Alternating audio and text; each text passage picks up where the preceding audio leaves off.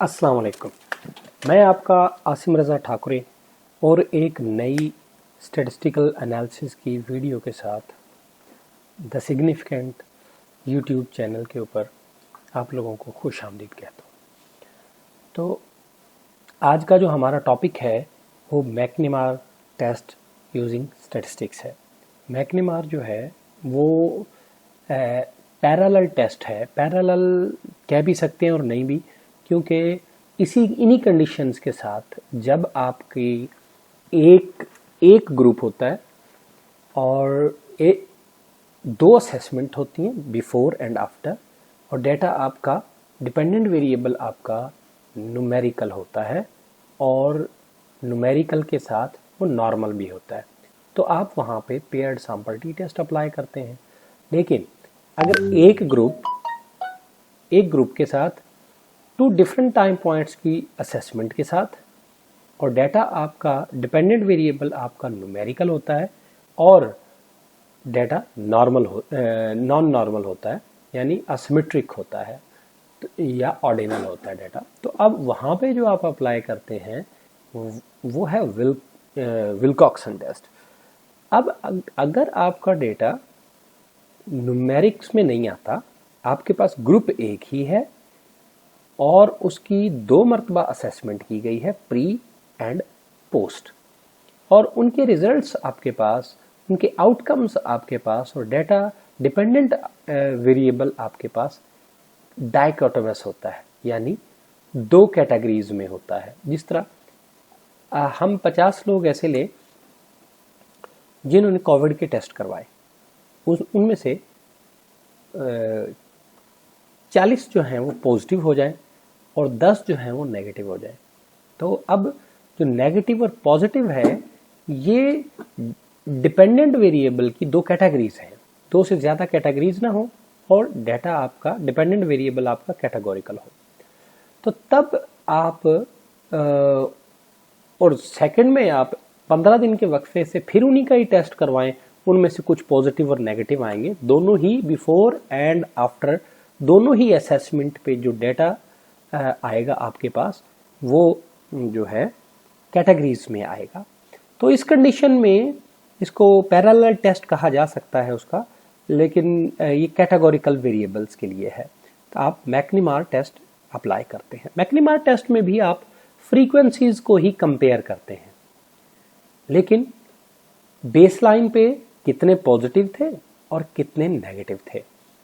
आप post treatment या post यानी प्री के बाद पोस्ट पे आप उनको चेक दोबारा करेंगे कि कितने पॉजिटिव थे और कितने नेगेटिव थे, और उनका कंपैरिजन हो जाता है। फ्रीक्वेंसीज का ही कंपैरिजन होता है। देखें जी, इसकी हम अजम्पशंस की तरफ जाते हैं। इसकी अजम्पशंस क्या हैं?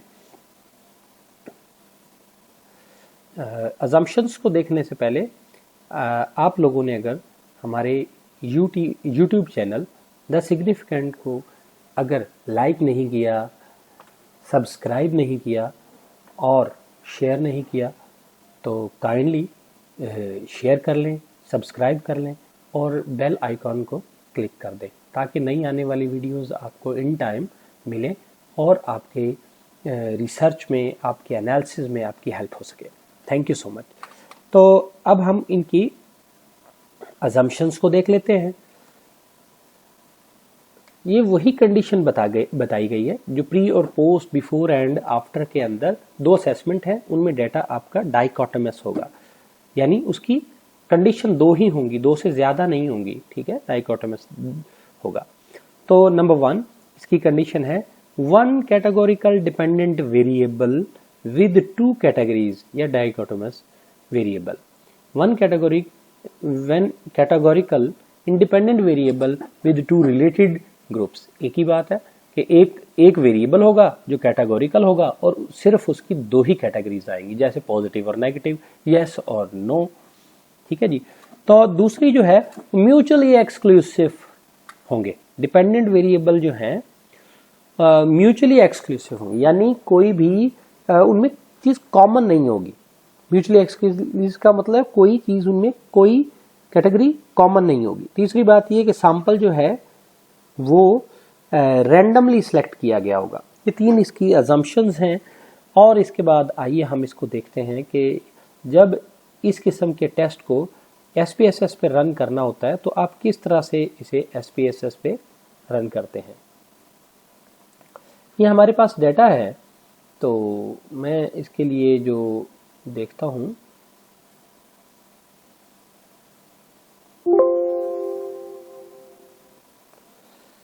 तो ये हमारे पास पिछली एक एग्जांपल थी। तो हम ऐसे करते हैं, डेटा को जल्दी से यहाँ पुट कर लेते हैं, ठीक है।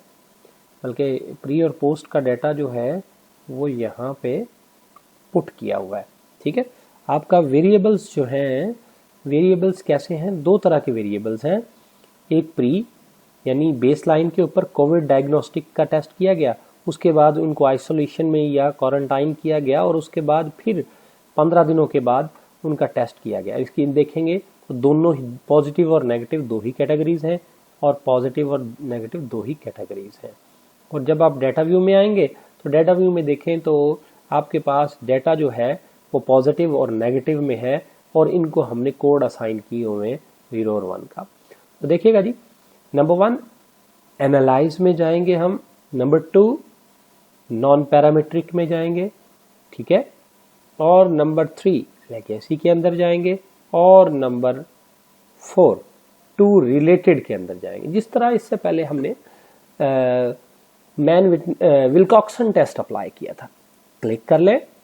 अब आपके पास यही विल्कॉक्सन है, मैन विटनी के ऊपर आप क्लिक कर लेंगे और प्री डेटा को और पोस्ट डेटा को दोनों को आप दूसरी तरफ शिफ्ट कर लेंगे और ओके कर देंगे। ओके जी, तो अब आपके पास जो टेस्ट है, अब आपके पास जो टेस्ट आ गया है, इसकी कंडीशंस क्या हैं देखिएगा। इस टेस्ट के जो रिजल्ट्स हैं, इन रिजल्ट्स में ये शो होता है कि यहाँ पे पॉजिटिव और नेगेटिव कितने कितने थे। नेगेटिव कितने थे? 0। इनके रैंक्स आप यूज़ करेंगे, हमेशा याद रखें, क्योंकि ये इनको रैंक असाइन कर लेता है। इनको रैंक असाइन किए हैं जब नीचे वाला टेस्ट है ये, ठीक है।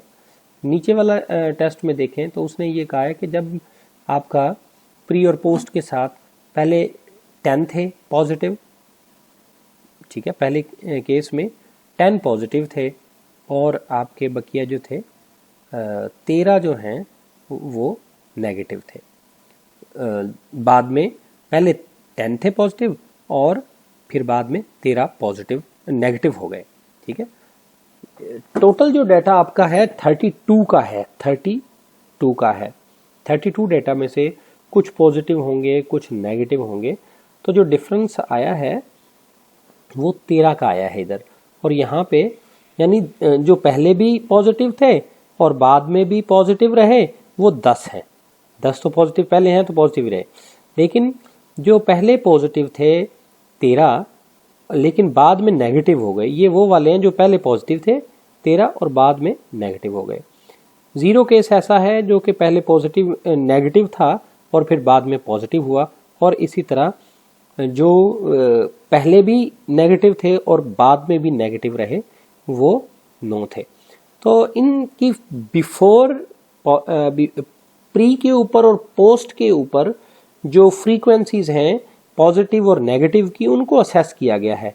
उनकी फ्रीक्वेंसीज को असेस करने के लिए जो टेस्ट अप्लाई किया गया है वो मैकनिमार है। तो यानी प्री और पोस्ट का जो प्री और पोस्ट में टेस्ट पॉजिटिव और टेस्ट नेगेटिव की फ्रीक्वेंसीज जो हैं उनके दरमियान एक सिग्निफिकेंट डिफरेंस है, ठीक है, उनके दरमियान एक सिग्निफिकेंट डिफरेंस है। अगर आप इसका इन्हीं दोनों को हम दूसरे तरीके से देखते हैं, देखिएगा मैं इन दोनों टेस्ट को डिस्क्रिप्टिव में चेक करता हूं और इनके सिर्फ और सिर्फ फ्रीक्वेंसीज बनाता हूं ताकि आपको पता चले कि इन दोनों में पहले क्या डिफरेंस था।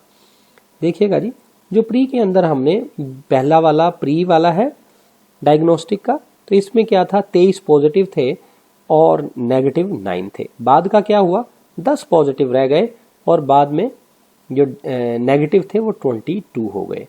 तो इन्हीं को ही ऊपर उसने शो किया हुआ है कि इनकी बिफोर और आफ्टर की पॉजिटिव और नेगेटिव की फ्रीक्वेंसीज जो हैं उनको जब कंपेयर किया गया, उनको जब कंपेयर करेंगे आप तो जो रिजल्ट्स हैं हमारे वो सिग्निफिकेंट रिजल्ट शो हो रहे हैं। तो यहाँ पे आपने ये वाले टेबल को पिक करना है और उसकी ये पी वैल्यू को आपने पिक करना है और इन्हें अपने टेस्ट में अपने टेबल के अंदर लिखना है।